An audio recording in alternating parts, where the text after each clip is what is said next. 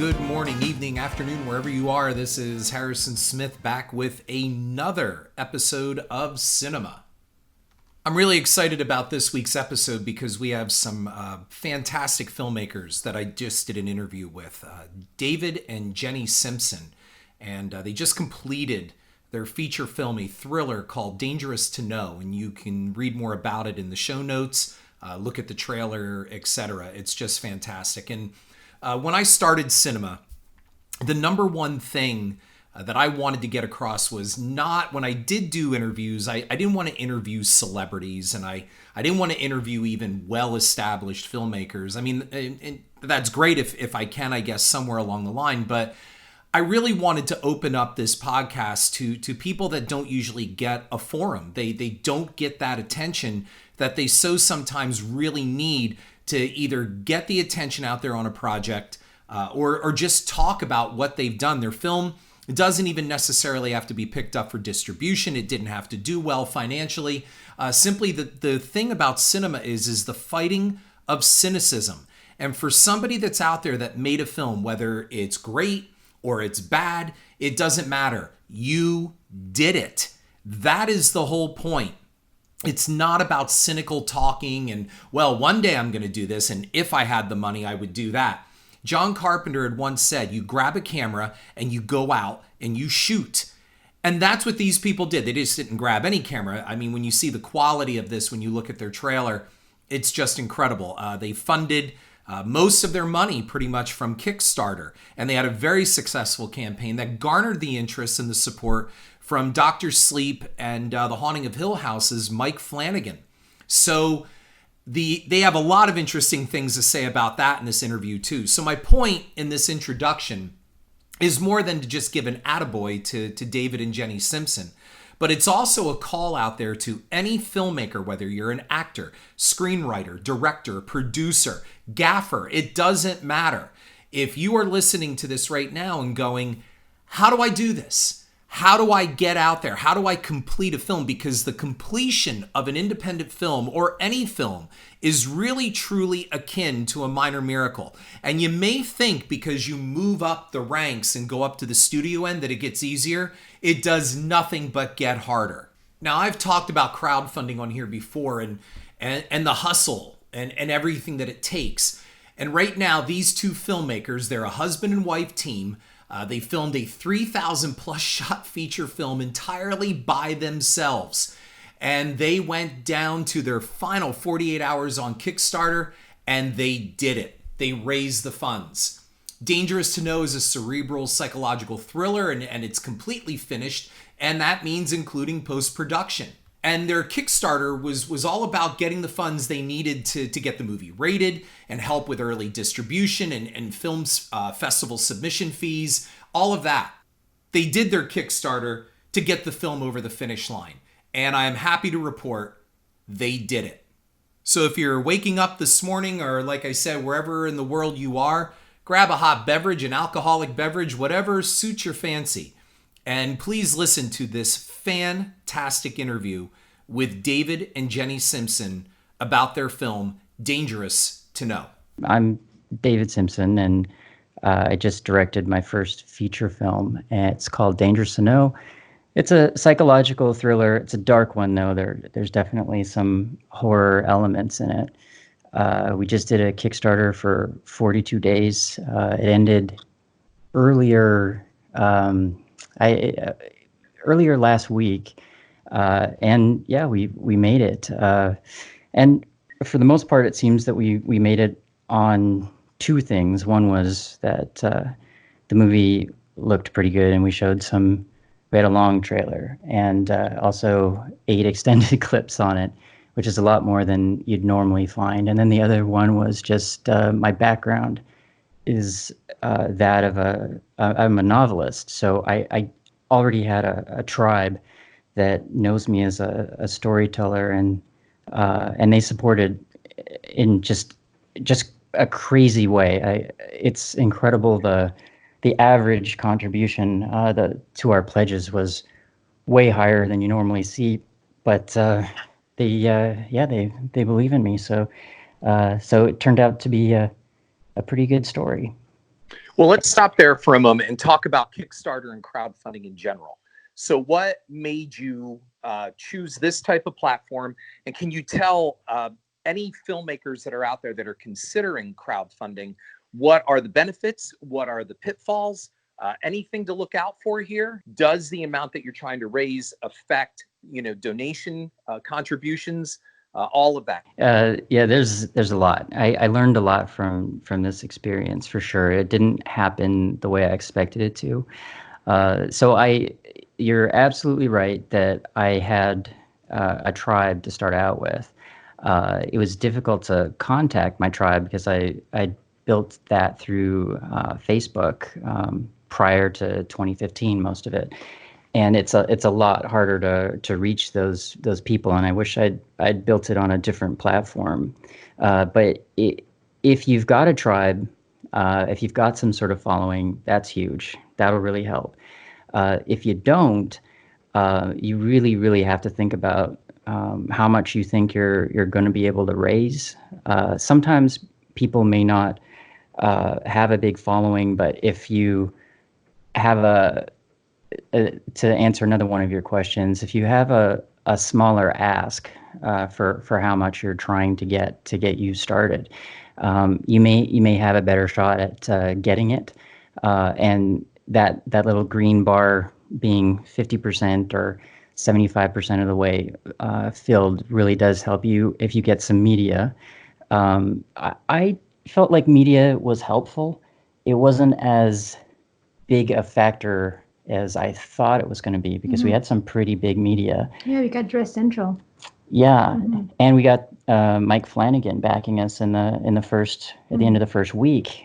So we thought when that happened that would just be, boom, there you go, we got it, because he's such a big name, and also the fact that he circled back and upped his donation, and then we got more media from it, but that didn't really lead to too much. So yeah, what I would say is that a lot of it probably comes from trust. If you've already built trust amongst some sort of following, then you're going to have an easier time, and then your ask can be a bit more. But I don't. If you're brand new and no one knows who you are, you're going to have to think about that, and you'll have to think about what other things might attract some funding to you. So if somehow you have a connection with an actor that they've got a following, there's a chance that could help you. But I wouldn't count on it. You should definitely test that out first in some way, because we thought that a lot of our actors were in their early 20s when we filmed. They had bigger social media followings than we did, but that's not what was coming through. It was definitely the people that supported my books in the past. Sure. Yeah. Let's stop there for a second. So to clarify, you got Mike Flanagan of Dr. Sleep and Haunting of Hill House to get involved and support you, come in. You thought you had it made in the shade. And the reason why I'm stressing this is because I've heard this a number of times from people that are raising funds. They think because a celebrity came on board and either endorsed or made a donation, something like that, like you just said, they thought they had it made. So Mike comes on, does all of this. What was your reaction when it didn't take off the way that you had hoped? And really, you said you thought you had it made in the shade. Give me a reason why you thought that. And, to anybody, again, listening out there going, wow, they had Mike Flanagan. What happened? And may I ask also, can you divulge, it's on, your crowdfunder, but what was your ask? What were the total funds you were looking for? Okay, so we're Canadian, so we were aiming for we were thinking U.S. funds because that's where most of my following is from, and so, but we have to run it in Canadian, so the numbers are a little wonky, but approximately what we were looking for was 35,000 U.S., and I think that translated to 46 something Canadian. So what we ended up getting was 54 something thousand Canadian, and that translated to I think around 41 or 42 US. So we so we beat our ask, which is great, but it was a nail biter, and it wasn't until the last 4 days that it really turned around. The Flanagan thing, I mean, the initial reaction was it was just amazing, and he's a great guy. And talking about paying it forward, that was exactly what he said in his email to us. So it was a beautiful email. Mm-hmm. That was a guy that really inspired us because he had done a Kickstarter for Absentia, and he'd managed to make it too. And it turns out very similar circumstance. So that was all great. That was really cool. But even though he tweeted about us 2 different times, the first time he supported us, and then when he circled back and he upped his pledge by tenfold. And there were a lot of likes on it. Mm-hmm. It wasn't translating to people coming over and checking out the Kickstarter at all. So the amount of people that you have to somehow reach is really, really high. So even if you're reaching thousands and thousands of people, you really need to be reaching not even. I mean, you got to be in the high tens of thousands, I think, to get the kinds of contributions that you'll need to get organically. I mean, I'm sure if The Rock and his 50 million Instagram followers backs you, it's a different story. But even Mike Flanagan's reach wasn't enough. So it's not necessarily something that would save you. Anytime somebody, of course, pledges money and actually does what you want them to do, it's called an actionable event. And for somebody, I've always seen where people do giveaways, they do all these incredible things, and people don't want to click. Like if there are too many links to click, if there's too much, they don't want to deal with it. Or one of my favorites has always been that I've seen is somebody says, yeah, if I get to it. Well, what do you mean if you get to it? The link is right there. Like, click the link. Like, what are you talking about if you get to it? You're sitting right there. Click the link and look at the information. Now, Mike endorsed my podcast. He has endorsed Cinema, and he's a subscriber. That's awesome. So That's he awesome. was thrilled with a piece that I did on Dr. Sleep, in which it wasn't really a review of the film, but more of how, as a filmmaker, he totally reversed the cynicism of the original film of The Shining. And somehow he caught on to that. Now, just to relate, Mike came on and he endorsed it on Twitter and everything like that. Well, I didn't see a huge jump in subscribership. So it's almost the same thing. Yeah, it's very, very similar. It's basically the same experience. So you feel it too. It's surprising. Yes. You think it would do it, and I think that people, they react directly to him. Like on Twitter, he probably got a lot of likes, but then at the same time, yeah, that extra step. I'm sure a lot of people think, yeah, I'll get to it, and I think that has something to do with the whole way Kickstarter does their thing with that pressure, that all or nothing. What we discovered, but we didn't know because people just don't tell you these things, is that a lot of the people that had backed us early on the first day, that were some of our best supporters, and we had no right to think that they were going to up their pledges at all. They really took us by surprise near the end. So we started to get those associate producer packages started to go. So those were good. But also some people that had already pledged a lot had been planning all along to, wait till the end. And I think some of them were planning, the last hours actually, but saw what not getting any sleep and what the stress was doing for me, and just decided to show me some mercy a few days before. And so there was a time, I wasn't saying it publicly, but 4 days out with, 48 or 49% toward our goal, it looked like we weren't going to make it. And then we ended up 117%. So, it was, it's one of those things where you're right. It's like, I'll get to it. And then at the end, all of a sudden, when they know they're going to run out of time, they may come through for you.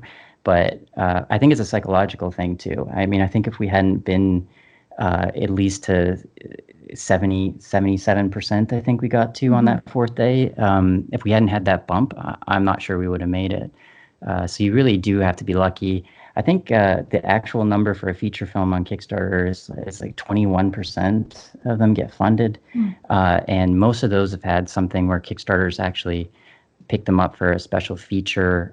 Mike's movie didn't get one, and our movie didn't either. So that makes us even more rare. I have no idea what the percentage is there, but yeah, it's not for the faint-hearted for sure. It definitely isn't. I wouldn't stake everything on it if you have a choice. Did you kickstart the entire budget, or is this a portion of the budget? Did you have other equity? Are you taking advantage of any type of soft money in the way of tax credits?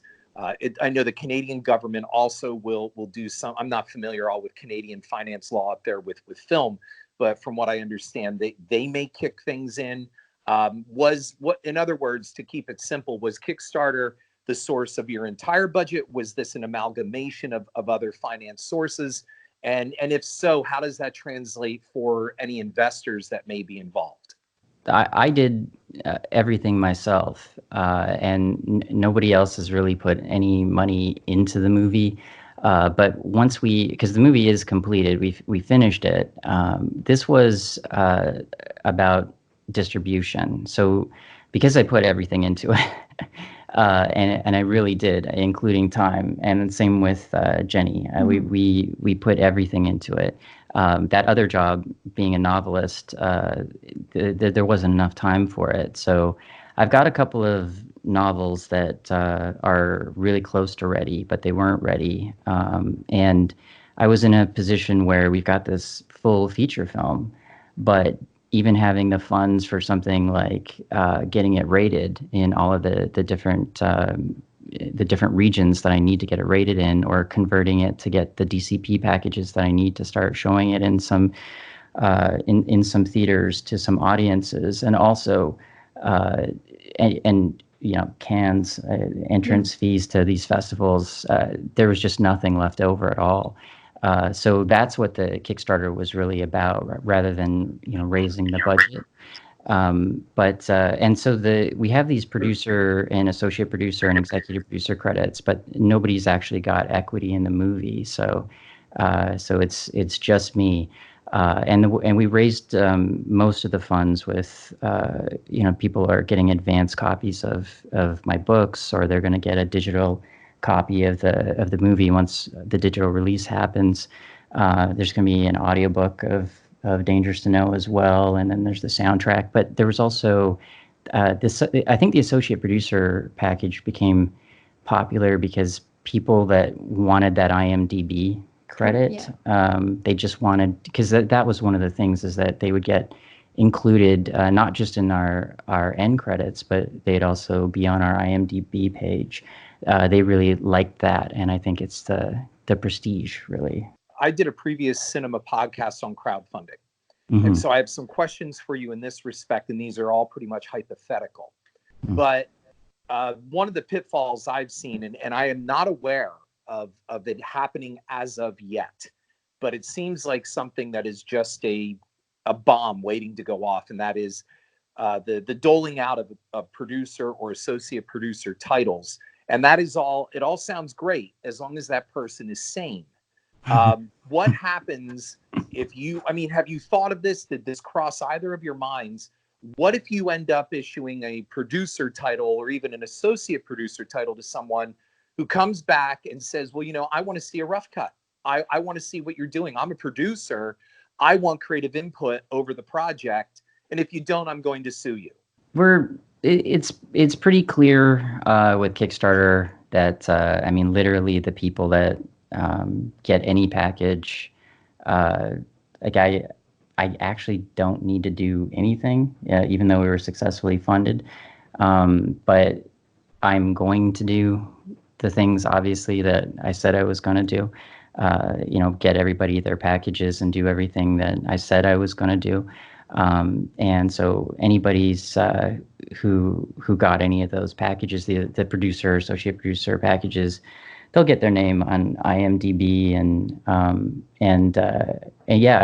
I'm personally not really worried about it. Although I understand what you're saying, because it's by just the law of large numbers, and we should be okay, and we should be okay with liability, but it is something for young filmmakers, I think, especially, and that's really, I guess, what this podcast is about. Is there may be some people listening to us that are, very optimistic and wide-eyed and bushy-tailed, that are, maybe even teenagers or in their early 20s, and they do need to make sure that they look into those sorts of things before they imitate us on Kickstarter. Make sure that they know what they're doing, and whenever you've got a film, you want to make sure that you've got a limited liability for sure. Any celebrity talent attached? What was your vision for the creation of this and distribution for it? And what is your target audience, and how do you hope to sell it? Because the fact that I do have a partner in Los Angeles who told me, and he is extremely cynical, who said that the film industry is over and that names don't matter. And basically, if you go out and you make a movie with no names in it, forget any type of theatrical release, and you'll be lucky to get a basic streaming deal. So what were your thoughts on that? Where is your film heading? What is your vision? And most of all, your pie in the sky dream, and your mid-tier dream and worst case scenario. Let's hear about that a little bit, because people out there are filmmakers out there who think they're going to take their $100,000 film and it's going to make $400 million like a Paranormal Activity. Tell us your experience, your thoughts, and your vision of where things are going. The movie's finished, which is incredible, and we've just barely been able to have any time to enjoy that. When we finished the movie, we immediately cut a trailer together because we knew we were going to do the Kickstarter, and then we immediately did the Kickstarter, and then the Kickstarter just ended last Tuesday in the middle of the day. Mm-hmm. And so we've got some great guidance now from somebody at one of the co-founders of one of the major festivals, which is really good. And we'll see what happens with that. She's actually the first person that is going to see a screener copy of it, because we haven't even shown anybody the movie yet, unless they were here in our place and and we could control the environment, but we hadn't let it out yet. And we've got some other connections too. And we'll see how those work out. We wanted to screen it in front of an audience first, though, and so the fact that I'm even letting somebody see it is a deviation from the plan, but it's because of she's such a unique person, and we really trust her because of what her motivations are, helping young filmmakers, and because of the introduction that we have. We know everybody that's involved. But as far as anything else, I mean, you're absolutely right, or I should say your friend that's connected. We don't have, and there really wasn't any way we could have had someone who was a name in Hollywood. I think Bridget Graham was probably our biggest person, because she'd been in Pixels and Manhattan Undying, but she hadn't had a lead role. And that's about it. Mm-hmm. We don't really have anyone. Everyone else has appeared in things, but it's very small, few lines, but they're good. And so for me, the main thing, the fundamentals were making a great movie. And so I've got a pedigree as a writer, and so we knew we could have the story. That was the first thing, and then we built out from there. And the technology, okay, so I know that because my books were science fiction, so AI and digital technology. I've got a TEDx about those sorts of things, so I'm known in that world too. So I knew that I could make something. I could take those tools and I could make something pretty good. And we feel really good about it. We think it is really good, but I also feel like it needs to go in front of an audience. Like that's really important, and that the audience is the key. Once we've got audience reaction, that everything else goes out the window, because when you can see that audiences are really responding, then you've got a chance. So we'll see what happens. So the next pie in the sky, though, again, you're right. I mean, I guess there's been two so far. Making the movie was pie in the sky, but we managed to pull it off. Then the Kickstarter, pie in the sky, managed to pull it off. So that's good too. Next one is distribution, and we've got a few things that could work. And then we'll see. The pie in the sky, though, definitely my goal is still to get some sort of release. And we have talked to some people at a major distributor and studio about how that could be possible, and we'll see. And then next would be, Netflix would be a beautiful thing to be able to accomplish. I'd really like to get into one of the major festivals as well. Cannes is a big one. That's the next one that we're gonna give it a shot and see what we can do. But we'll try some other ones as well. Right now, especially after the Kickstarter succeeding, I feel excited about the future, but the future is still very, very uncertain. Have you ever considered self-distribution if nobody picks the film up?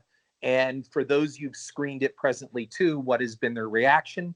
And your thoughts there, especially if the worst case scenario comes, and that is the doomsdayer that says you took all this money, you did this, even though you made a great film, nobody's picking it up. What are you folks thinking? I can't wait to show it in a theater. I haven't been able to do that yet. That's actually the very next thing on our list here that we've been working on, and we should be able to show it locally. I'm in Vancouver. We should be able to show it locally within the next 30 days for the first time. That'll be great. But when we have shown it to people, it's been individuals, and it's been here. We've got like a home theater, so we can show off our surround sound that we worked on for a year, and a fairly big screen, and so they get a pretty good experience actually, and it's just a wonderful thing. It's a beautiful thing because we've worked on it for so hard. It's been 3.5 years of this. And there's one thing, when you write something on the page and you think, oh, that's going to be great. That's so great. And then you go through the process of actually filming it. And so many things can go wrong. And it can be so different than what you expected. And then all this time later, after you've gone through, because, Jenny and I did everything. We did the sound. I did the music. Jenny did the color grading. I did the editing. We both filmed it. We're the camera people. And so when you've gone through all of those processes and sifted through all the outtakes and everything, and you put something together, you lose a little bit of that objective distance and the ability to just suspend disbelief. So when you actually see somebody cry, which we've seen a couple times now, it's beautiful. Like you feel a little bit bad, you're making someone cry, but at the same time, it's because they're so emotionally invested. I've actually now witnessed someone jump out of their seat, which is I've never seen before, so that was awesome. I really enjoyed that, and also just literally gripping the seat too. It's really, really cool. So the reaction's been fantastic. The movie works with something called the Zeigarnik effect. So just really briefly, it's not really important that people know that, but it's just something where same thing with Netflix shows that people binge watch, works the same way. Something teases you into the next mystery, and it resets your attention span, and it just keeps you really, really focused, and it sort of brings you into a time warp. And this movie works like that. So even though it's a movie, it sort of feels like binge watching, and it makes it zip by really quickly. It's possible that we're going to have to do some sort of self distribution. But we haven't talked about it that much yet. It's something that we're willing to do for sure, but at the same time, we've got a lot of opportunities that we haven't really fully explored yet. In addition to, finding the money and doing all that you've done, can you please give a little background to people listening, especially those indie filmmakers? Another thing that I hear all the time is where the hell do I start? Aside from the script, you have a script. Who was your DP? How did you assemble a crew? What did you do to keep that crew together? How did you feed your crew? What were some of the pitfalls there? How did you overcome them?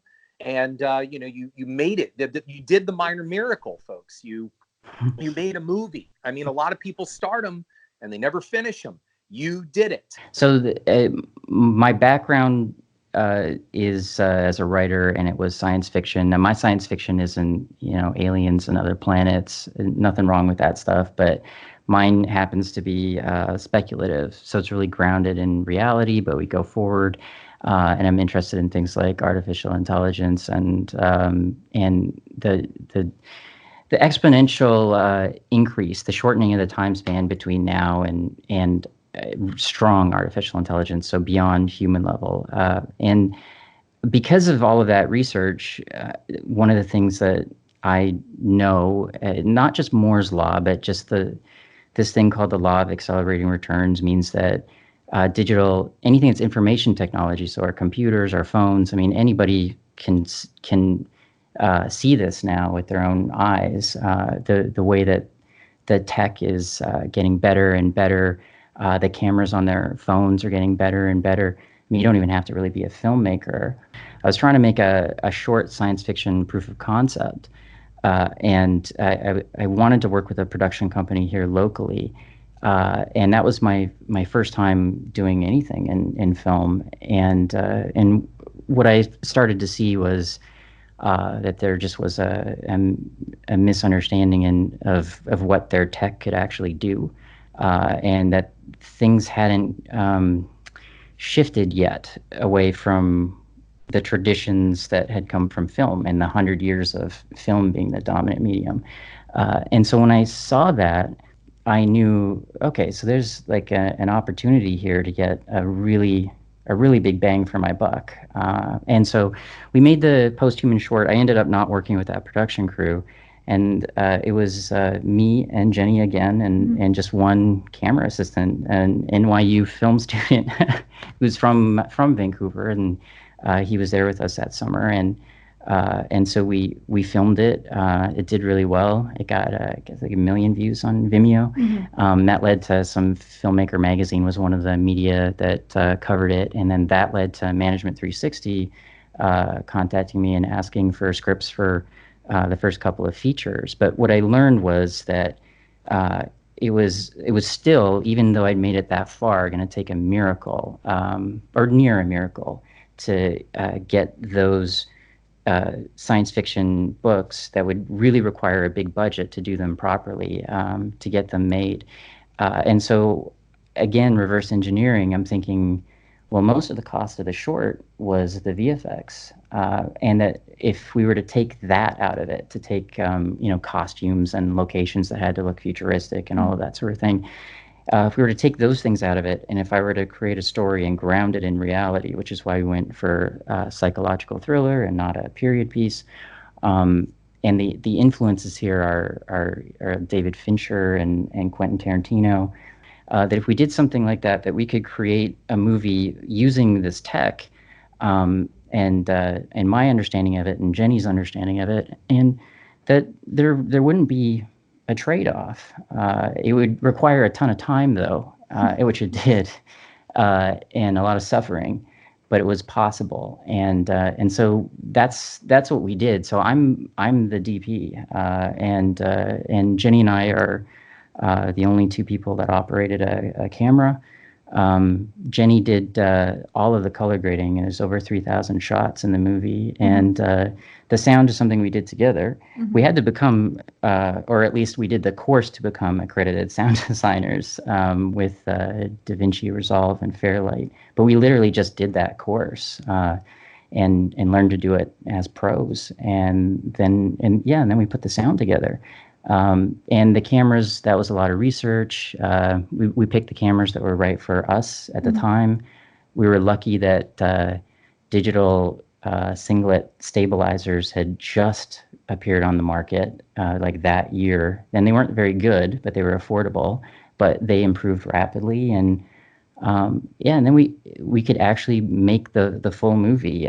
It was just like making that short film, but it was like doing it day after day after day after day. It's exhausting. It was exhausting, yeah. And every time we would finish a 6 or 7 minute long sequence, and I'm not just talking about filming it, I mean, it's edited.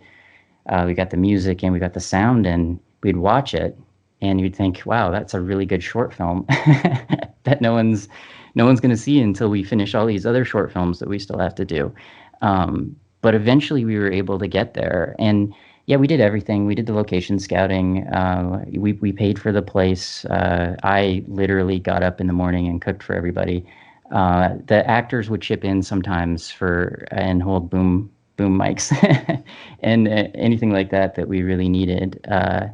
And yeah, we just managed to get it done. But it could be done better with a little bit more help for sure. Oh, that'd be nice. Yeah, and it's not that we poo-pooed the idea of help. It was just convincing people that much time and energy was worth it for people who had never made a movie before. It wasn't something we were successful at. But now we're not going to have a problem. We already have lots of offers for help on the next one. And yet, look at what you've just said. I mean, you're doing cameras, you're holding boom mics, you're running around basically doing everything.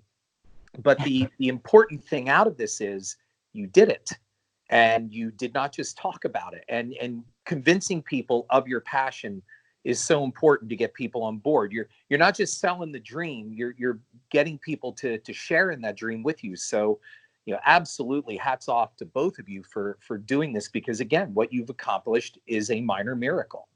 Yeah, it is a minor miracle. It's possible to do. It's just it really is difficult, but it's getting easier, but it's not easy yet. The tech definitely has gotten better. So the results of someone who's going to start this year rather than in 2016 when we started this process could be better.